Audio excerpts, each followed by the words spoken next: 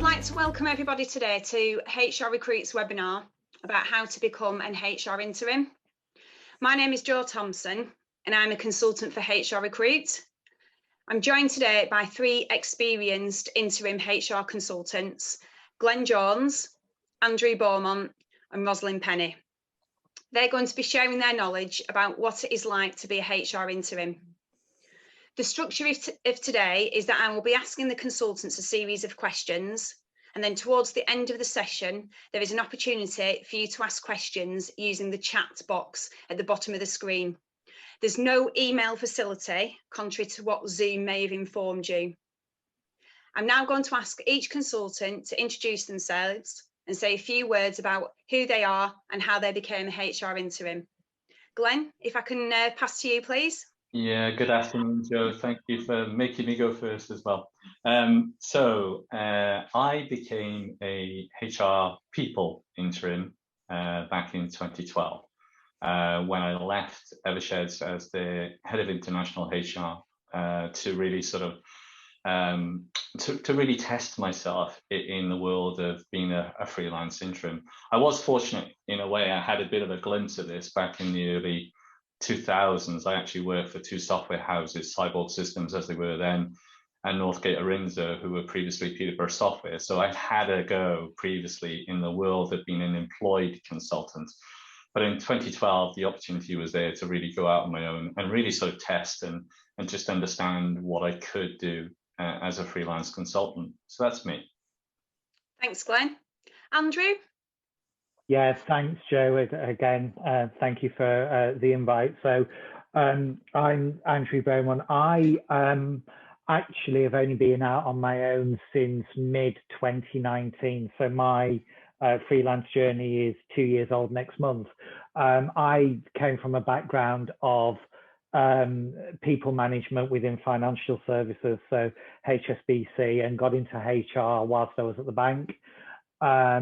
And then moved around into a number of different senior HR roles, head of HR for an IT company, car and van rental company, took redundancy from them mid-19 and set up on my own.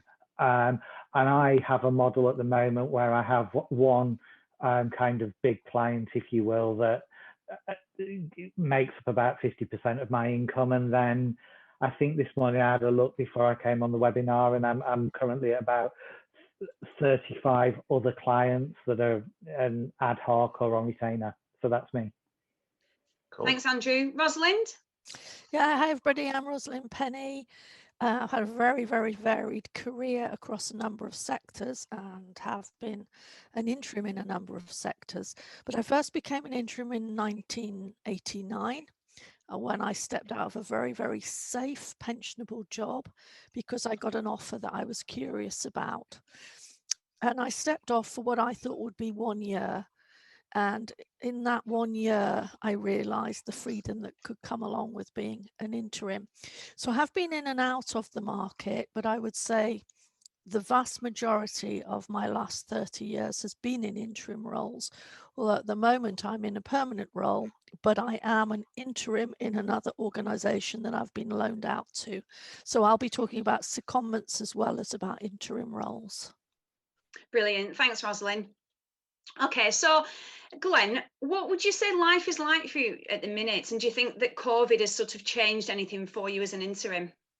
Not really. I mean, where I focus is being parachuted into sort of big transformation programs for FTSE and Fortune companies. So those transformation programs are still going. So from that perspective, the COVID instance has not really sort of affected me because of the globalization of the clients that I work with. However, I can imagine that for other consultants who are more sort of central to the UK or any other country, that it's probably a tough time. I think my challenge at the moment will probably be IR35, which will come really into fruition, I suppose, from a private sector in April. Although it's been around forever, it's more about how companies now will focus on that. That would be the biggest challenge. Mm. And I've already seen the effects that that's already having on other freelance consultants. Mm.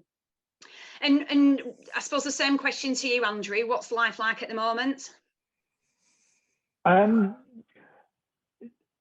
So as I say, I have one big client, and just touching on what Glenn said, I actually have a project that I'm doing with them until the end of June, and they're actually a little bit different in that they've run the CES tool for IR35 and decided that the project that I'm doing is sitting outside. So consequently, they're happy to carry on until the end of June, which is the end of the project date.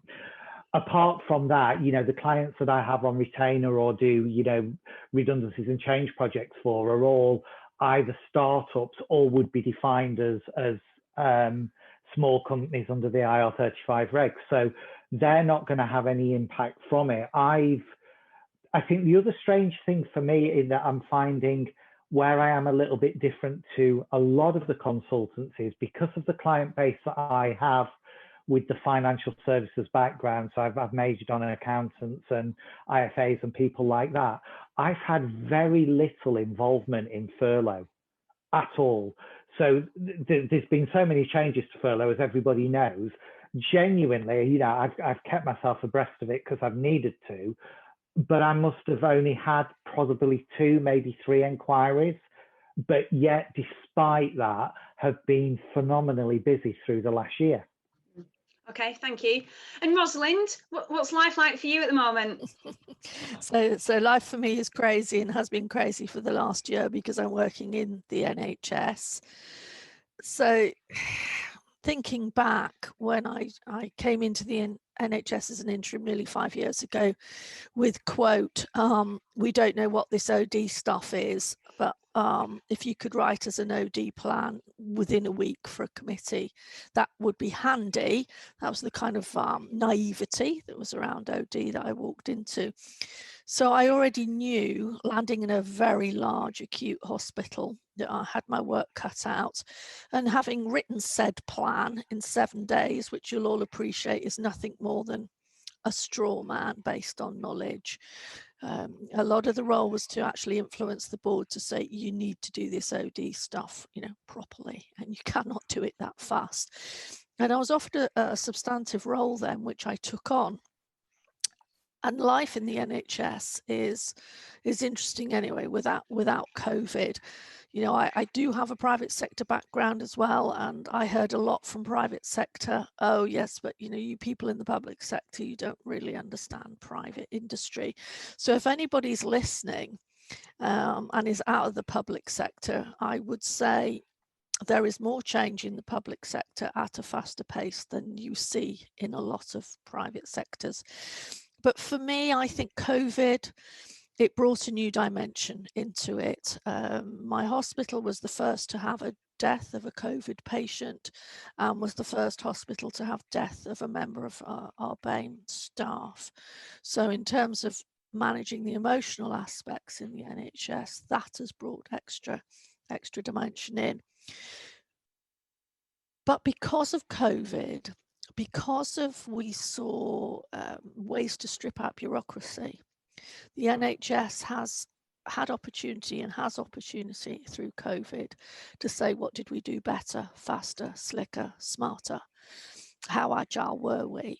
And the danger, I think, is that once we're through recovery, although we'll never truly be through recovery because this thing is here to stay, we might restore factory settings, and we absolutely mustn't. And therefore, I think there is a big role for interims going forward in the NHS from all sectors. So yes, it has brought insights, it has brought experiences on a level that I never would have imagined. But there are a lot of positives inside of it. Okay, thank you. So just like I said right at the beginning, if anybody does have any questions that they want to ask any of the consultants, we will be asking those questions at the end of the session. So if you do have any questions, please feel free to put them in the chat box. Don't use the email facility on the Zoom function. Glenn, so could I just ask you, what do you consider is the definition of an interim HR consultant? Yeah, great question. So where do I start with this one? So I think it's multitude of things. So one is what makes a great HR consultant is someone who's bringing the value add.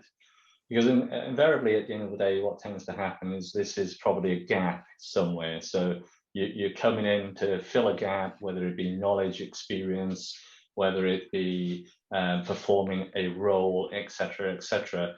But the actual what stands out a HR interim from everybody else is the value add that brings. So in my mind, when my clients are being charged a rate, what is going through my head before I even accept that contract is, can I add value to that client? Can I do much, much more than what's on the tin? And do I really see myself walking out there at the end of the day, not just doing the job that I've done, but actually sort of elevating all of the core components of that client, whether it be the people, whether it be technology, processes, anything. So I think what makes a really great consultant is someone who is able to give that wealth of experience, skills, and knowledge that client does not have, and is able to elevate that to the nth degree. Now that is different, I think, at the different levels of being a consultant, because you can be a junior consultant on X a day, a medium-term consultant on Y, and a senior consultant. And of course, you will give different things for different things. But certainly when I'm working with other consultants, you know, I have a very high bar. So therefore, what is really important is not only experience, skills, and knowledge, it's also integrity, professionalism, and really being able to challenge too organizations. Because what you tend to find is sometimes you'll be parachuted in somewhere and they're not, in my eyes, looking for a yes person. They're looking for someone who is really going to challenge, because that's what you're there for at the end of the day. Otherwise, you know, what are you doing? So it's being able to challenge and think commercially, think resiliently, but also to come up with different solutions and really challenge the status quo of what's going on, and try and influence. Because why else are you there? You know, why else have they taken the time to actually go out to market to look for an interim consultant? What are they actually looking for? And if it's not to have all of that, then you're probably in the wrong place. Okay, thank you. And Andrew, what was your background before you were an interim consultant? I actually started off, I never wanted to do anything other than working in banking. I actually way back did work experience at Royal Bank of Scotland and loved it, and thought, right, that's it, I want to go into banking. And literally, you know, for those of us that are old enough to remember The Secret of My Success, the Michael J. Fox film, I actually did that. I was pushing a post trolley around a HSBC processing centre in Sheffield, and just kind of made my way up through HSBC and then into HR that way, and 3 or 4, you know, different companies after that, back into financial services with Nationwide Building Society in a senior HR role with that, with them, and then had a head of HR role for an IT company and a car and van rental company, and I took the redundancy from them starting in 2019, and that was my last permanent role. And for me, it was just a case of, right, do you know what? If you don't do this now, you will always wonder what would have happened. Yeah, okay. And Rosalind, why did you choose to go into an interim career? I didn't consciously. I didn't actually sit there and say, you know, what do I want to do? It was an opportunity. So I think, you know, I may come at things from a slightly different angle. First of all, I would say I'm an OD person that does HR when I have to. So my angle is always coming in through the change, through the transformation side of things. And quite often you then find that you have responsibility of HR with it, which I am qualified to do, but it's not my first and only choice for interims. So I actually had an opportunity, and I liken it to trains coming into stations. So I had gone to a university event on leadership that John Adair was actually leading the event. I was full of questions and curiosities, and he and one of his people came up afterwards and said, "Where do you work?" And at that time it was public sector. And I think the statement they made is perhaps a statement that wouldn't be made today, which was, well, you just don't seem like a public sector type with the intelligence behind your questions. That's interesting. But as it happened, I'd caught an eye of one of their clients who was about to go into a major change, a helicopter company, who were about to change from production line to cellular manufacture. And they had been advised that, look, your whole leadership approach has got to change very, very radically. And for some reason, this client that was at that network meeting thought that I might be able to help with that. So an offer was put to me to, could you come in to help us do this? And it was a moment when I thought I'd have to be crazy. I'm not an engineer. I know nothing about helicopters. I know nothing about cellular manufacturing. I'm in a secure job. Why would I do this? But something in my head said, this is such an opportunity. What's the worst that's going to happen? If I take it and I mess it up, I'll go back to another public sector opportunity. So I stepped off and have never looked back, but I certainly didn't plan it. Okay, thank you. And Glenn, what would you say the pros and cons of being an interim HR? Let me answer that, but let me thank you. There's some really great questions in the chat as well. Yeah, there are. Hopefully we can. Yeah, I'm going to go to the questions at the end, Glenn. Brilliant. Okay. So pros and cons of being an interim. I think let's do the cons first. I think there aren't that many, to be fair. I think apart from my R35 right now. No, being serious, there aren't that many, because at the end of the day, the whole pros are around being able to be your own boss, being able to do what you want to do, being able to move from client to client, very much like Rosalind. I think I'm up to sector number 19 and worked globally across 36 countries around the world. And in the last sort of 9 years, I've worked for HSBC, Bank of America, Imperial Brands, Ecolab, Tesco, and now ISG in the States.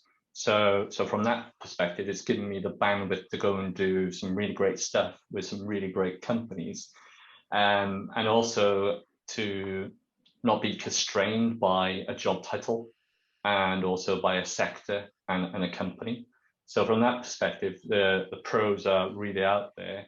The only con that I would come back to is your own development, which if you're clever and you choose the right assignments, you can get development by choosing assignments that really push your bar.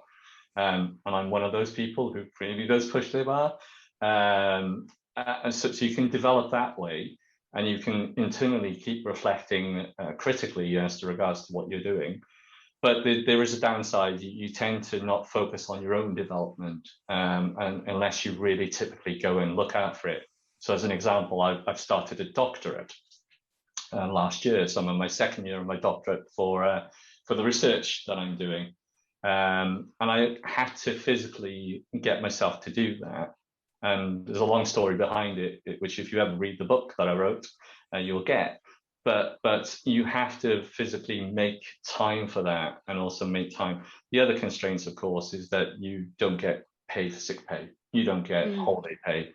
But the pro is your rate that you have should consider that, and you should factor in that you're going to work X amount of days a year, and then consider that accordingly. So hopefully they give some pros and cons, but actually I love what I do. I'm really passionate about what I do as well. So for me, there are definitely far more pros than there are cons. Andrew, have you got anything to add to that? I think for me, the big con, if you will, using that expression, is you don't know how little you know about running your own business until you try and do it. Because you just presume, you go into this and think, right, I can do, I can do the role, I can move through various different clients and do what they need, all of that's absolutely fine. But if you're coming from a corporate background, you're used to having being paid on regular days. You know, you're not having to think about accountants and you know, websites and social media and everything else that you need to think about. But you can walk into this and be very naive and just think everything. And I think that's where some of the questions are coming from, that actually you can just think everything will fall, you know, or fall into your lap. The only other thing I would say, because I absolutely love what I would do, and you know, as Rosalind says, you know, I know if I needed to, I could go back and work for somebody. I absolutely love what I do. I think the other big thing for me, the hardest challenge has been self-care, to look after yourself, because you're in control of your own destiny, and how much money you make is down to you. But there has to be a point where you stop working weekends. You know, you don't work till 9-10 o'clock at night, because you're not reaping any of the rewards that you're doing the job for.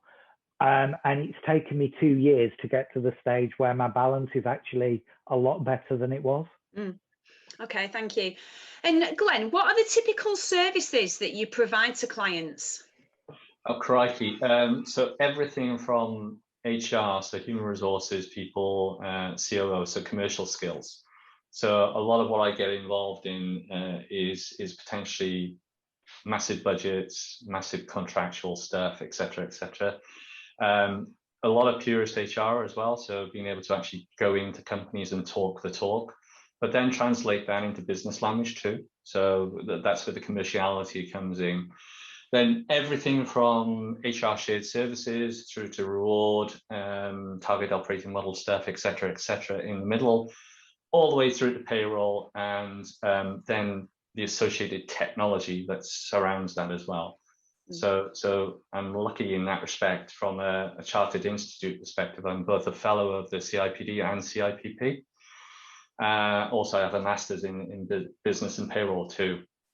So I think what's kept me busy, Jo, over the last 9 years is that CV and that skill set, which has allowed me really to not just go in and play one role, but go in and play multiple roles. So that's the gambit. So it's pretty much everything in HR. There's nothing that I won't touch if I think that I can add value to it. Okay.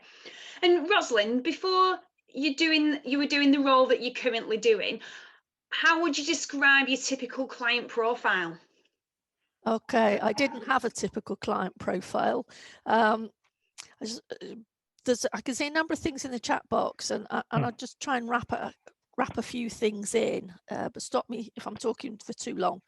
Just want to endorse what both Glenn and Andrew said about self-development and self-care. Absolutely. First things to go out of the window, so be aware of that. I would say that actually before you actually look at what kind of client you want or anything like that, is how well do you know yourself? And I would strongly urge you to work with a coach or a colleague to say, who am I? And what are my personality traits? And what are my strengths? What are my values? What can I put up with? What can't I put up with?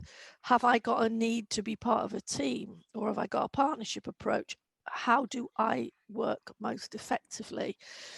And then I think what emerges then from that is, therefore, what are my talents and my skill set? And I would urge people to focus on their talent and their skill set and go and find a home for it as an interim, rather than saying, I want this type of client in this type of sector. And the reason why I say that is, you know, you've got to influence your client, because nearly everywhere it's like, what experience have you got in this sector? And I want to say, it doesn't matter. Correct. I can learn about your sector, I can learn your acronyms, I can immerse myself in all of that, but actually it's the skill set you're looking for this project or transformation or whatever it is you're trying to achieve. So I would always say that, know yourself, know what you want to go for. And there's a really important question as well, is what kind of interim, or whatever you call it, do you want to be? By that I mean, are you the kind of interim that goes in and minds the baby? minds the shop, keeps it going because someone is, on leave or whatever the substantive person is doing? Or are you the kind of interim that goes in to change things? Because if you're change skilled and you pick up that more pedestrian approach, it will drive you crazy. But if you want to actually go in and just do a thoroughly good job minding the shop, and you can live with that in terms of you're not itchy to start changing things and improve them, then stick on the safer ground, I would say. So yeah, I think there are a number of steps to go through, and don't be put off by I've no experience in that sector. Research it. What does that sector need? What is that organization trying to do? And when you approach, and if like me, you sort of, you're knocking on a bit, you've been around track a few times, you're never going to get your CV on one or two sides. Not going to happen. So don't play that game. I would say go in solidly with, these are the results I have achieved. And then the sector becomes irrelevant because the result is speaking for you. Yeah, I would agree with you, Rosalind. I mean, at the end of the day, if I may, what I would also add in there as well is you need consultant skills. So you can't just step out of a permanent role into an interim role, which is a short-term role, generally between 3, 6, 9, 12 months, 2 years. So you really need to understand what it is to be a consultant and to be freelance. So, Andrew talked about the skills to run your own business. That's the freelance bit. To be a consultant, though, you need to bring other skills around being able to challenge effectively and in a really clever way, so that you adapt your style to the people that you're working with. Because one size all doesn't fit every company, and you have to understand that. And you have to understand the other skills that you need around influencing, integrity, challenging safely, etc., etc. So there's an element, if you're going to go through this journey, of really understanding, coming back to Rosalind, around what are your internal dynamics like. Go and get that coach, understand yourself before you go out into that market. But you do need the extra 10% of skills as well to do the job. Okay. Andrew, how would you say you typically get clients? Right now, 2 years down the line, I only get my clients through 2 ways. By some distance, the number one way is recommendations at the moment. And then secondly, it's a combination of networking and LinkedIn. LinkedIn is the only channel I really use for social media because it's where my clients sit. And what about you, Glenn? Yeah, I mean, I don't know about Andrew, but I'm up to 18,000 network users on LinkedIn. And that's taken me 10 years to build that really tactically around the world. And so you tend to work on the ratio effect. 80% of your work, or certainly my work anyway, comes from people talking to people about me or searching through LinkedIn. 20% tends to come through agencies. So if you're thinking you're sitting there and you're going to go get 20 agencies on your book and they're going to get your role, then they might do. But actually, the reality is 80% of the work will come from who you are, what your brand is. And it's really important that you work on that brand. It's part of the other part of the role, actually, because the more you can really be highly credible and professional in the market, the more people will reach out to you because they see you as a subject matter expert, as an example. And I can't emphasize enough, if you're going to do this, make sure you've got a really good brand, you understand your unique selling point, and then you go out there and you talk to people, and then you take every opportunity you possibly can to be speakers on panels, whether it be business transformation network events, whether it be CIPD, etc., etc., and really get out there and write some interesting stuff. The only drawback about LinkedIn at the moment that I see is you get a lot of people who are plagiarizing other people's work, which I really hate, by the way. Yeah. Really get out there and put your own stuff on there and start to build out your profile, and then use any other opportunity that you can do through your network or any other event to get your face out there, whether it be a junior, mid, or senior range. do it, because it's great fun as well, and you meet some really great people doing it. And Rosalind, how do you charge for your particular services? A variety of ways, really. It depends on the client needs and budgets and, you know, procurement hoops that they might have to jump through. So I've done everything from it's a day rate to this is a particular transformation you want, this is what it will cost you. And I might say, and I'd like that paid in, you know, 10 equal installments or whatever. But I have also gone on to payrolls. So because sometimes people say, well, we can't get it through on a budget, but we have created an interim role on the payroll. So I'm open to any of those things. I think it's important not to undersell yourself. Yeah, there are times when there's a suggestion that, well, if you're the cheapest, you're going to get the work, and that's not a road I would advocate that you particularly go down. So yeah, negotiate with your client is the way I would approach it. Okay, and what about you, Glenn? So I tend to work on a set contract because I find most of the stuff that I get involved in is stuff you can't do ad hoc. You know, for me, it tends to be one client for a length of time at a specific day rate and paid through my public limited company, private limited company rather. So that's the way I tend to work. I tend to stay away from fixed term contracts because that has an aspect then on my company. So if you go on books, for instance, what you find is then you lose the revenue of that. So if you're looking to be a proper company, then your commercials can be impacted by that. So I've tended to stay away from fixed term contract and solely focused on the day rate through my limited company. And Andrew, what legal structure do you use for your services? So I have my own limited company, and they just tend to invoice clients direct. Yeah, and is that pretty much the same for yourself, Glenn? Yeah, very much so. So either you use the reporting networks, but invariably it works in an invoice. So at the end of the month, you tend to generate an invoice for the days that you worked. You then send that into the purchase order department, it gets approved, and then you get paid, say, 30 days later. Okay. And I know, Andrew, you touched earlier about IR35. Do you think, Glenn, that will have an impact in terms of your potential clients? Yeah, funny enough, I've already written about this because, like I said before, IR35 has been around for a while. It's nothing new. It's been in the public sector for ages. But the change is more about the determination of whether you're self-employed or on payroll is the big gap now. It is the big thing because it's now the onus, although you could argue it's the onus of the consultant as well. It's the onus of the client to actually do the evaluation. Everybody knows that the CES tool, yeah?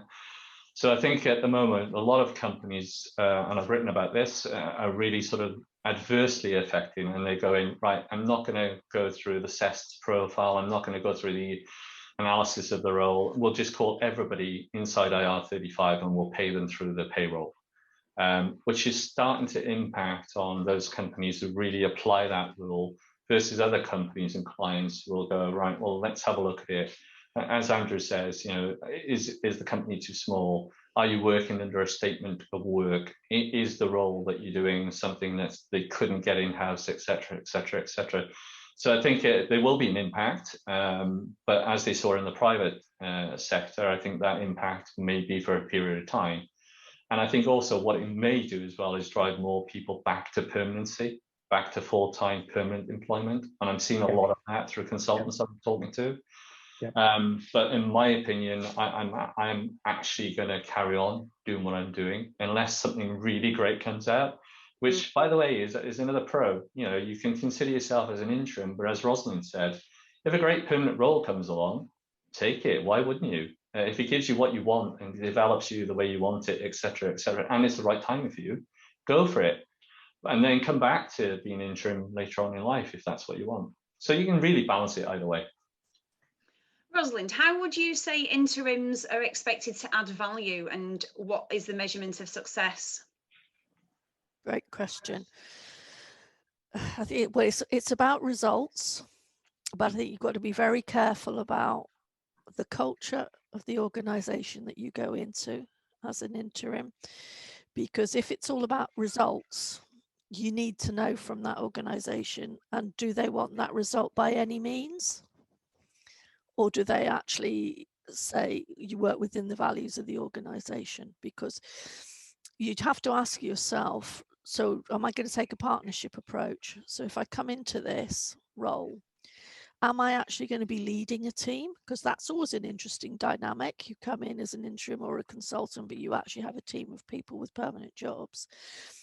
Am I here to actually almost like do a solo piece of work where I'm advising the board? You know, what is it you've got to get behind what you're there to do? But at the end of the day, the judgment will come on, did you achieve the result that you were brought in to achieve? And I would urge a note of caution for anyone coming new into this. Financial pressure may cause you to say, yes, I can achieve that thing. And if something inside of you is saying, I'm not sure the client has defined this very well, I'm not sure the client really understands what they need, I'm not sure what the client says must be done is actually the right thing to be done, you've got to ask yourself questions about, are you just going to go along with it? Or are you actually going to establish right up front what the expectation is? And I'd always say go clarify expectation. But it will be results. But increasingly, and this is a good thing, I think it's about and the way that you went about it as well. So how did the incumbents feel about having you around? Because it's natural for them to not want you around when you first arrive, or the opposite, which is the cavalry has arrived, we need to do nothing now because they're going to achieve everything for us. So it's a good question to ask your clients is, what does success look like for you? Is it just the pure end result, or is it the way that I am inside your organization? So be clear up front, and if your instincts are telling you this does not seem right, then it is very hard to put yourself into that. So be careful that your driver for saying yes isn't purely financial, but your instincts are telling you something different. Rosalind, can I build on that? Because you make some really good points there. I mean, there are two parts to what Rosalind was saying there. One is professional integrity. Yes. Your brand is super critical as a freelance interim consultant. If you get tarnished at all, you know, everybody will talk about it. Okay, so professional integrity is key to the role, and if it doesn't smell right, don't do it. It's almost a sniff test, yes. Yeah. The second part, I think, is about knowing when time to leave, because you know, one of the things that I have as a high bar within myself is knowing when to cut the umbilical cord, because sometimes your clients will want you to stick around forever, and you can become part of the wallpaper. I never do that. One of the things I'm consciously doing is testing whether I'm still adding value, and if I think it's time to go, I will, and I have sort of had a chat with my clients to say, hey, time for me to go now.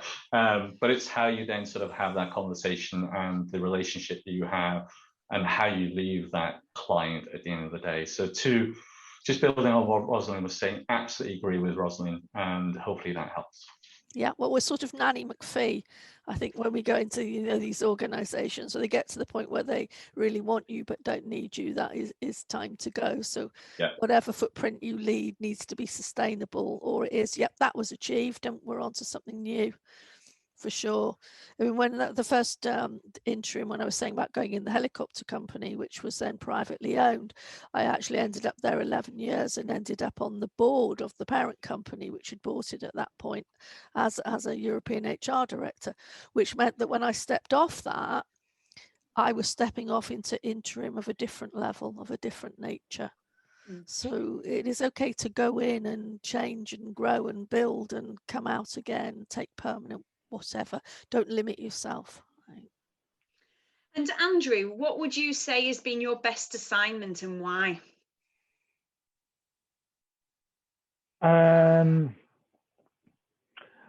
Probably my biggest client. I just because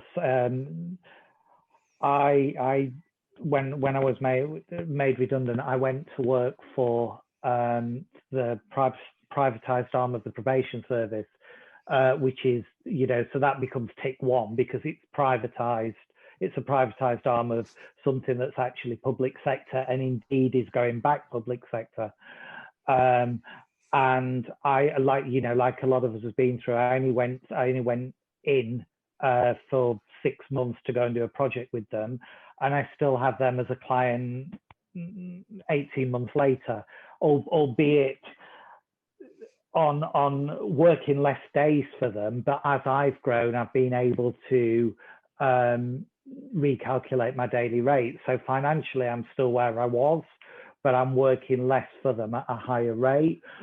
But I suppose it's given me, it was a little bit fortunate in that it was always there as a buffer. So I came out of a role where I was made redundant, which gave me kind of like a little bit of a safety net. And then I've had a client that's been flexible that I've been able to move backwards and forwards with as I've grown. So I kind of had that as a safety net behind me, but it's now falling away at absolutely the right time. And Glenn, what would you say has been your most challenging assignment and why? All of them. Otherwise I wouldn't have taken them on. No, seriously, that is the truth. I'm a generally sadomasochistic type person. But no, I mean, sincerely, one of the reasons why I wanted to get into consultancy was to truly test who I was as a person on multiple levels. And that's where I get the huge buzz from. And I guess that's where the passion comes from. If it was boring for me, I probably wouldn't do it. If it was a 9-to-5 job, just turning something over, holding the desk, I wouldn't even go there, because I know within a short space of time I would get bored and I would move on. So they've all been, and if anybody gets a chance to look at my CV on LinkedIn, you'll see the clients that I've had and what I've been doing. I suppose one of the biggest roles was rescuing the Tesco People Transformation Program, but I can't really go into that too much detail. But that was certainly, if I wanted to target one, that would be it. But all of them have been really challenging, and actually all of them have really brought something to me, so that the person who started in 2012 is definitely not the person who stands in front of you today. And I love working with different people around the world and different size organizations. Coaching and mentoring is brilliant, and just generally they've all been great.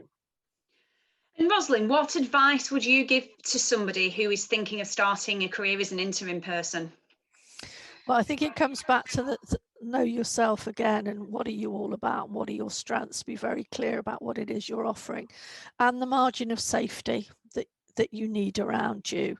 Yeah, certainly for the first 10 years, people would say to me, oh, well, you're only able to do this, because your husband can guarantee the money. So apart from the fact that's kind of extremely sexist, I've always been the major earner. So you do have to say, what are those things that I need to satisfy first, because that will drive where you go. So know what it is that you offer. Be humble enough to realize you've got a lot to learn wherever you go, but hone your skills and make sure that you don't leap at the first thing that comes along with that sort of I've got something that secures me for a few months and then I'll worry about the rest afterwards. So target carefully where you want to go with the skill set that you've got to, but also be really open-minded about where you will go and what you will do. Transport that skill set rather than actually be very fixed on what's out there. I'd also say build your network with recruitment consultants. Forgive me for saying that not all of them are great. So for some of them, you're their new best friend when they think they might be able to sell you to a company, but then you don't hear from them for ages. So build with some really good recruitment consultants that do placements in that interim market. Ask them for advice have a really open and honest conversation about your skill set and what you're looking for, so that they can represent you well with clients too. So that would be my advice on it. Andrew and Glenn, do you have anything different to add to that? I think for me, as I said earlier, I would have always looked back and thought, what would have happened if I hadn't done it. I think there are an awful lot, especially when you look in LinkedIn or start to look at websites. You know, it can be very easy to think, well, I'm going to be the only HR interim, only HR consultant in the area. You actually won't be, but I liken it to be something like, you know, like the electrician or painter or decorator, you know, something along those lines. There is absolutely enough work out there for everybody. And the one thing, the biggest positive for me, more than anything else in doing this for the last 2 years, is how collaborative HR is as an industry. People do not compete with each other for clients. There is enough work out there, and people will know what their specialism is. They won't try and do, you know, it's like you wouldn't try and do, if your background was ER and an L&D role came up, you potentially wouldn't go for it because you wouldn't need to, because there's enough work out there for the ER specialist. So generally, if the time feels right, and I always reference this when I do presentations, you know, the year we can always find a reason not to do something. The year that I set up on my own, both myself and my wife were made redundant in the same year, and we were due to get married in the October of that year. We could both have gone out and rather than setting our own companies up, which is what we did, we could have both just gone back out and done and gone to work for somebody, because that would have been the easy option because of the wedding. But we could have, you know, a year later, we could have found a reason not to do it. You can always find a reason not to do this. If the time feels right, go for it. So the other thing I'd like to add on is, how do you set yourself apart? So Michelle's just put that question in the chat, so I'll just pick that one because it's building on this theme. It's really sort of looking at who you are. So what is it you're going to bring? What is your unique selling point? I've mentioned that before. What is the market that you're looking to go into? How do you differentiate yourself? How do you network? What are your skills and experience? You know, all of these things really sort of are how you set yourself apart. Your CV, is it good? Does it tell people what they're going to get when they go for you? So is it clear what services are that you're going to actually sort of aspire to? And are you setting yourself out there as a subject matter expert? So all of these things to consider when you set yourself out. And, you know, the more and more you go through your career as an interim, you'll find that actually you'll build a brand, you'll build a profile that people will want to have. And that's you almost got to set that expectation of yourself. So how can you be better than everybody else? And I think that's good. That's a positive developmental thing at the end of the day. Do something like neuro-linguistic programming, for instance, or coaching, which I've done.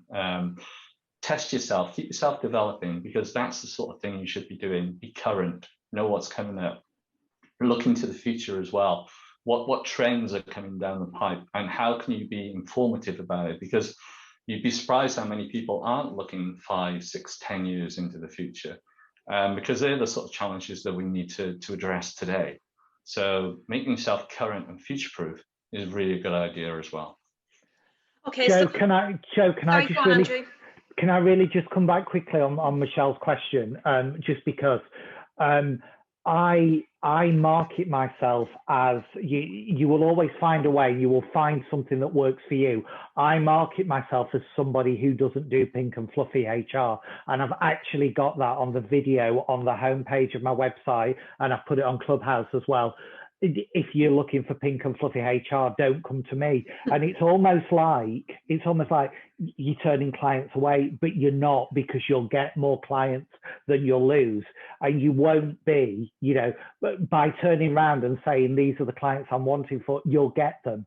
Yes, you will lose clients because there will be clients that want pink and fluffy, and that's fine, of course it is. But there will be, you know, I win more clients than I lose from having that.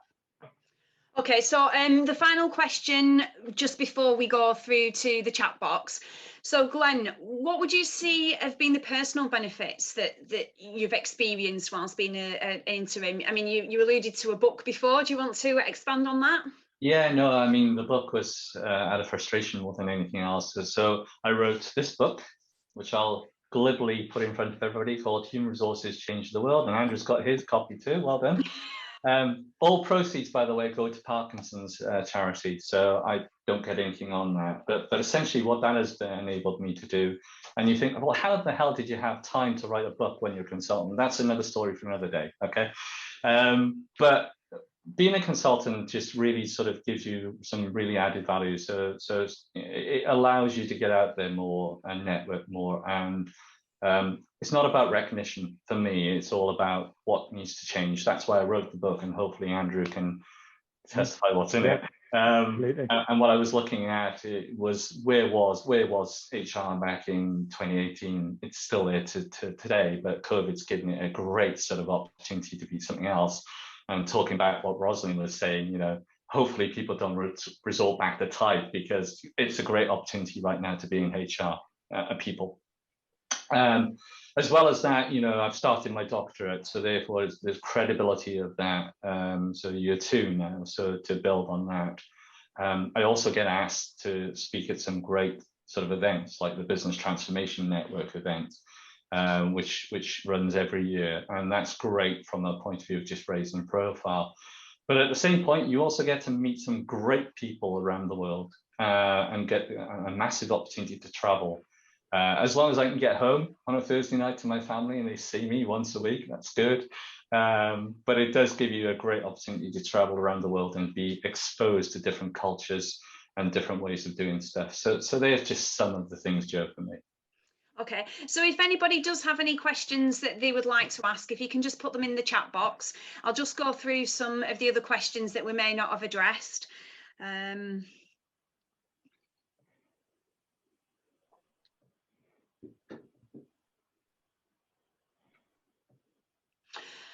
Ajahn has asked, and we might have sort of touched on this earlier, how do you start as an interim and what needs to be in place to launch yourself?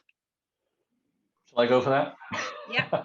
Okay. Get yourself an accountant, or at least some advice around how to run your business. Okay. So we talked. I've seen there's some questions. Is it free? Is it a limited company? Is it sole trader? Go and have a chat with somebody who really understands the mechanics of that, and let them advise you accordingly. Okay. So that's from setting your company up. Okay. And if you find the right accountant, they will do all of that for you. They'll guide you forward through that process. Okay. The other bit is be courageous. If the timing is right for you, go for it, because it'll either work or it won't work. You will never know. It's the old adage, it's better to have loved and lost than not loved at all. And it's exactly the same thing. You might be thrust into it, as Andrew was back in 2 years ago, where he was made redundant, and rather than close the door, he sought something else. Be brave. You know, if you think you're good enough, then go out there and test it. But be mindful, of course, as I am, that there's a lot of risk there. You might go months without actually working. But over time, as your business builds up, you will build up a bank to support you. Unless you're very lucky to have that. Not most people, not everybody is, but just be mindful about, can you feasibly see yourself doing this?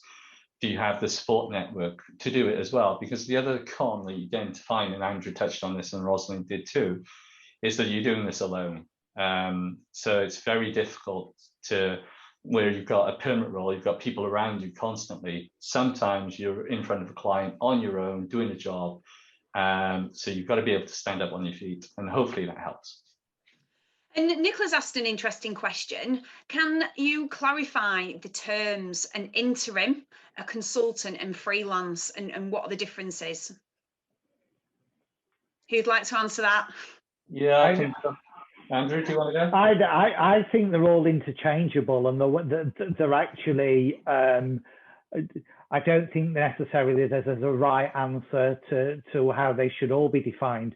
Interim was always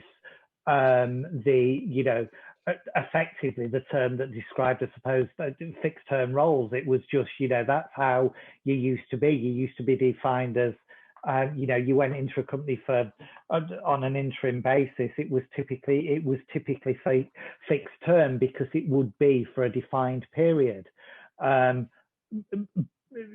But I think they all move around with each other, and certainly consultant and freelance are pretty much one and the same, or certainly that's from my experience. Okay, and Madge has asked, what qualifications or skills are useful to have before becoming an interim? Oh, great question. I think you definitely want to be part of relevant professional associations. I think that's really important. But even more important is a solid record of CPD. So how are you going to show that you've stayed current and you've actually developed yourself? But it comes back again to, yes, you want some qualifications if you can be subject matter expert on the side of things, but far more importantly is, I keep saying it, back to knowing yourself and your skill level and being absolutely sure that you've prepared yourself for what you're about to do. Also building on something Glenn said, you can of course take a bit of a middle road initially and not give up a full-time job. You might want to go to part-time and start to try and get that first client, perhaps work 2 days a week on something as you dip your toe in the water. The other thing is, if anybody on the call is in the public sector, there's never been more fluidity than there is now for going out on secondment from your current role. And that is a way of having a safety net, but testing out how good you are at immersing in a different role in a different environment that requires all the skills that you would need as an interim. So there are lots of approaches that you could take on this. Can I build on top of that then, Jo? Sorry, I know we're... Yeah, no, you're right. So soft skills are really important. Being able to communicate really clearly, effectively at all different levels, I think is really key. The other skills that I would ask you to focus on as well is around project management, being able to deliver by time. It's a soft skill that most HR people don't have, but is really important when you're managing a client, whether it be in a program, whether it be in an OD round like Rosalind does, etc. But project management as a discipline is really key, because it's all about discipline. It's all about being able to meet deadlines. And invariably what you will find in the life of a freelance person is that you're not given the same sort of timelines that normal permanent people are. What you'll find, and Rosalind's not in there, what you'll find is that you'll go in somewhere, and whereas a normal permanent person may be given three months to settle in, the 90 days, as an interim, you don't get 90 days. You don't get 60 days, 30 days. You don't get 10.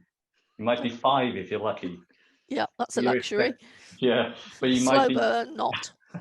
But you're expected to hit that ground running and deliver almost straight away. You have to have the ability to understand what's going around in the ecosphere and really sort of tangibly make plans and move forward from there, and build relationships as well. That's the other bit. Relationship is absolutely key. If you're going into a new place and you can't build relationships, then you'll struggle. Yeah. And there is a set of questions you need to be able to go in with. So back to Glenn's point about consultancy skills, make sure you know what are the right questions to ask, and make sure that you find out who are the right people to ask, and do it quickly and with them, and have that whole expectations conversation of, how you're going to work together. Don't wait till you get there and work it out, because you will not be given time to do that. Okay, I'm just conscious of time. And unless anybody else has got any pertinent questions, I'll just go to the last one. Tracy is asking, how helpful would it be to collaborate with other freelancers for work at the beginning? Yeah, really helpful is the answer. Network is really important. So if you're going out there and you want to be part of an existing set of, you're on a program, for instance, invariably there are multiple contractors that are on there, freelancers. So, I mean, collaborating with other people is really good, but just make sure who you're collaborating with. Again, coming back to brand, your brand will be impacted depending on the sort of work you are, the sort of person you are, who and where you're actually sort of working with as well. So again, you need to have a high bar with regards to who you're going to collaborate with, because sadly, like everybody in every walks of life, there are good consultants and not so good consultants. Okay, so the final, I suppose, point that I was going to put to all the panelists, if you could give somebody who is thinking of starting a career as an interim one piece of advice, what would that be? Rosalind? I'm going to say it again, know yourself and your strengths before you do anything, but then go for it, just do it. Andrew? Don't price to get the business, price on what you're worth. Glenn? Be passionate about what you do. Enjoy it, because this is a career development that you won't get across so many different sectors. And just enjoy it, embrace it, because ultimately that's how you will come through.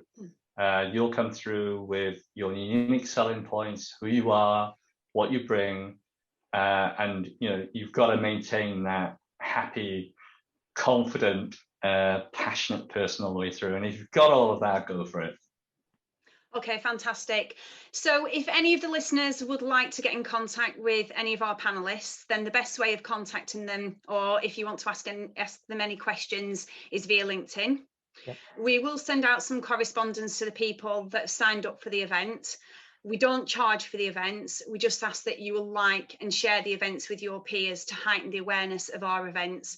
So if you have, any comments or you have enjoyed the event, please put a comment to the LinkedIn post that I will put on LinkedIn after the event this afternoon. It would be much appreciated. If anyone is recruiting, then we've also got accountancy recruit and FD recruit within the group. And finally, I would like to say a massive thank you to the panelists for sharing their advice and some of their stories about becoming a HR interim. And finally, to all the listeners, I hope you've really enjoyed it and taken away some tips and hints. Thank you. Thanks, everybody. Thank you.